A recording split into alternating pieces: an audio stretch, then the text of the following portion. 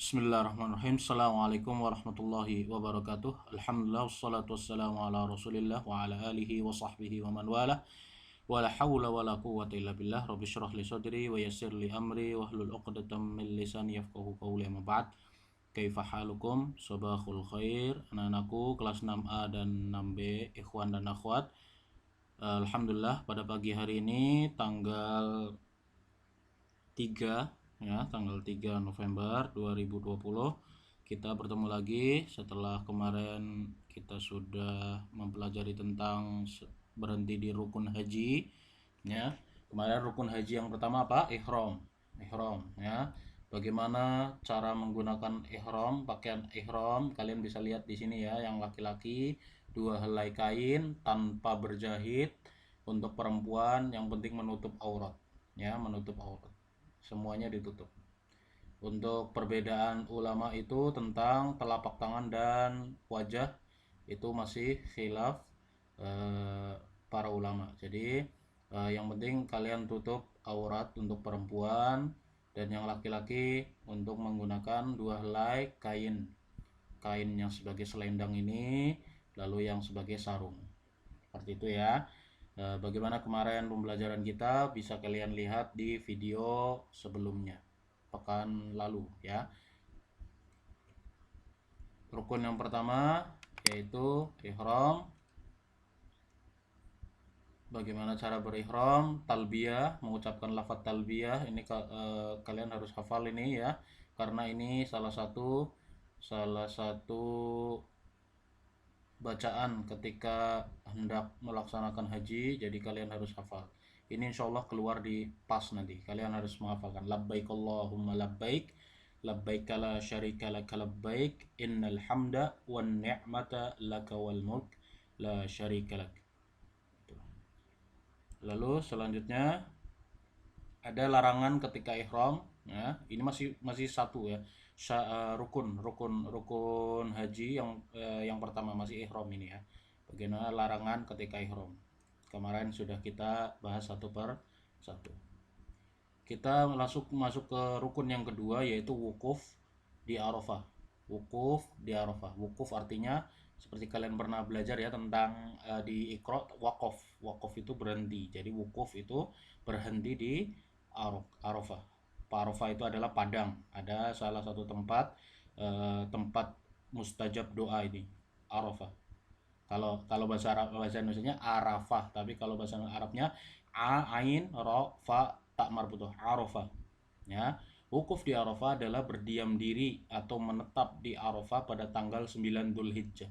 Jadi pada tanggal 9 Dzulhijjah semua kaum muslimin yang pergi berhaji semuanya wukuf di Arafah atau berdiam diri atau menetap di Arafah pada tanggal 9 Dzulhijjah. Kalau selain tanggal 9 Dzulhijjah berarti bukan wukuf namanya, cuma berkunjung ya. Kalau syarat rukun haji ini wukuf pada tanggal 9. Yang ketiga, rukun yang ketiga adalah tawaf ifadah, yaitu berputar mengelilingi Ka'bah sebanyak 7 kali. Tawaf, kalian tahu tawaf ya, mengelilingi Ka'bah sebanyak 7 kali, dengan Ka'bah di sebelah kiri, di sebelah kiri kalian, sambil mengucapkan labbaik Allahumma labbaik, labbaik la syarika laka labbaik, innal hamda wan ni'mata laka wal mulk la syarika lak. Tawafnya sebanyak 7 kali. Sekarang Masjidil Haram sudah diperluas untuk semakin banyaknya kaum muslimin yang berhaji. Jadi kalau kalian nanti melihat, insya Allah nanti Ustadz akan perlihatkan gambar Masjidil Haram ya, yang sudah diperluas dan ditingkat ya, ditingkat.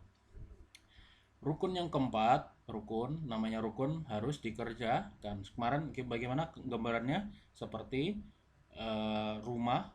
Nah, rumah itu harus ada tiang. Nah, tiangnya itu adalah rukun. Kalau rumah nggak ada tiangnya, maka rumahnya akan roboh, atau tidak roboh satu maka akan roboh semuanya. Nah, rukun maka harus dikerjakan semuanya, tidak boleh tidak.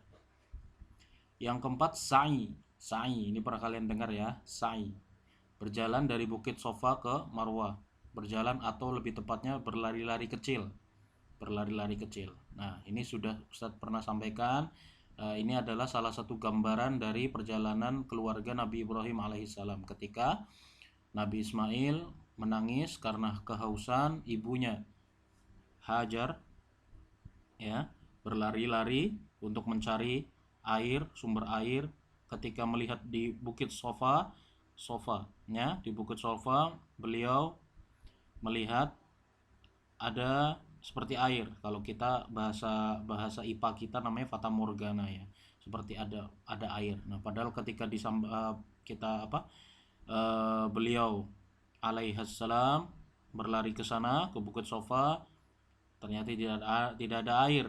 Lalu ketika di bukit Sofa, Hajar melihat di bukit Marwah ada air. Lalu beliau lari ke Marwah, seperti itu ya, berjalan dari bukit Sofa ke Marwah atau berlari-lari kecil ya. Kalau berjalan boleh nggak Ustadz? Berjalan boleh ketika memang sudah tidak kuat ya. Tapi disunahkan untuk benar-benar berlari-lari kecil. Makanya benar-benar stamina ketika mengerjakan haji itu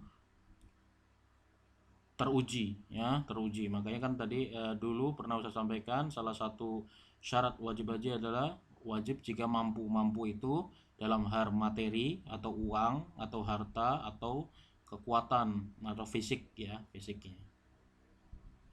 Selanjutnya kewajiban haji. Nah, kita sudah selesai tadi ya untuk rukunnya ada 4. Kalian garis bawah di buku kalian, di buku paket kalian. Kalau kalian kebanyakan boleh kalian tulis di atasnya. Rukun haji sama dengan nomor 1 ihram, nomor 2 wukuf Arafah, nomor 3 tawaf ifadah, nomor 4 sa'i. Ya. Nomor 4 sa'i. Jadi ini harus 4-4-nya dikerjakan karena itu rukun. Rukun seperti apa? Seperti tiang bangunan. Kalau salah satu roboh, maka bangunan tersebut akan roboh. Selanjutnya kewajiban haji. Nah, kewajiban haji ini sama dengan namanya juga kewajiban, berarti wajib dilaksanakan. Tapi nanti akan kalian lihat perbedaannya antara kewajiban dan rukun. Akan kalian bisa membedakan. Ustadz, ngapain sih kok ada rukun, kok ada kewajiban? Kenapa nggak disatuin aja, ya kan? Nanti akan kalian lihat di slide yang terakhir, pembelajaran yang terakhir, kalian akan bisa membedakan antara kok kenapa sih dibedakan antara rukun dan kewajiban. Oke. Tapi dua-duanya memiliki persamaan, yaitu wajib dikerjakan, tidak boleh ditinggalkan. Tapi nanti perbedaannya ada di terakhir. Oke. Yang pertama ihram di miqat. Ihram sama tadi ya, ihram di miqat itu termasuk rukun ya, termasuk rukun. Nah, termasuk kewajiban haji juga. Jadi melakukan ihram di miqat. Kalau lebih ya tidak boleh ya, nanti akan terkena terkena denda nanti. Nomor 2 bermalam di Musdalifah pada tanggal 9 Dzulhijjah. Tadi salah satunya tadi wukuf di Arafah, tapi bermalamnya di Musdalifah. Jadi nanti wukuf di Arafah 9 Dzulhijjah, nanti juga bermalam di Musdalifah. Musdalifah adalah salah satu tempat ya di Mekah. Jadi bermalamnya semuanya, kalau sekarang haji itu mereka akan didirikan tenda-tenda yang sudah disediakan oleh pemerintah Saudi. Jadi mereka tidak tidur di hotel, tapi mereka tidurnya di Musdalifah. Ini seperti lapangan seperti itu ya, lapangan luas, ada didirikan tenda-tenda di situ. Nah, disitulah kesamaan kaum muslimin. Yang kaya juga tidurnya di bawah ya, cuma pakai alas tikar doang gitu ya. Jadi yang kaya dan miskin tidak terlihat di situ, semuanya sama ya, bermalam di Musdalifah. Yang ketiga melempar jumroh Aqabah. Jumroh itu melempar kerikil-kerikil kecil pada tanggal 10 Dzulhijjah. Jadi pada tanggal 9 di Musdalifah menginap bermalam ya. Lalu tanggal 10-nya melempar jumroh Aqabah. Ya, jumroh Aqabah. Jadi nanti ada seperti tempat kalian akan melempar jumroh tersebut. Oke. Nah, ini foto dari Masjidil Haram atau Ka'bah ya. Jadi ini adalah wilayah Masjidil Haram. Kalau di bawah ini diisi dengan para orang yang ingin berhaji atau tawaf ya. Kalau full, pemerintah Saudi Arabia sudah memperbesar dan memperluas, yaitu dengan meningkatkan, membuat tingkat ya. Ini ada tingkat 1, tingkat 2 ya. Jadi banyak miliaran orang bisa tertampung di sini semua ya. Semakin tahun kan semakin banyak yang berhaji ya, seperti inilah. Ini ketika kosong ya, Masjid Saudi Arabia Masjidil Haram ketika sedang terdampak COVID ya, jadi sepi. Biasanya setiap hari itu minimal segini nih orang tuh ada. Semua mereka melaksanakan umroh ya. Oke, selanjutnya, nah ini adalah potret dari Padang Arafah. Padang Arafah ini bukan kerikil, batu atau sampah ya, ini manusia loh. Ini para kaum muslimin yang sedang melaksanakan haji. Nah, tumpah ruah semuanya di sini menjadi satu. Makanya kan salah satu hikmah melaksanakan ibadah haji yaitu tidak tampaknya orang kaya dan miskin, semuanya tumpah ruah menjadi satu.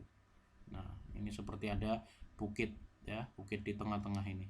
Nah, ini ketika sudah dipenuhi orang, ini belum penuh nih, biasanya penuh semua ya.